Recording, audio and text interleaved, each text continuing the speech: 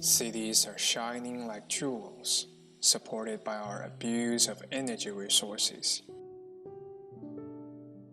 Birds, especially migratory birds, are being killed by light pollution. 100,000 miles away is an interactive compass with two main functions.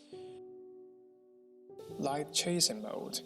The compass chases the light to stimulate migratory birds trapped in light pollution, and it unlocks a line of poetry every certain distance, creating a more immersive and poetic experience that encourages users to take it to the streets and feel how migratory birds feel.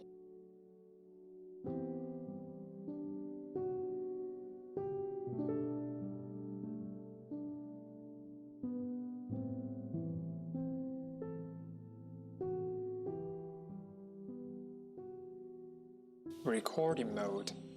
The compass records the sound of the environment, which can be later played or updated to the online community, making users' impression of the light pollution source much deeper.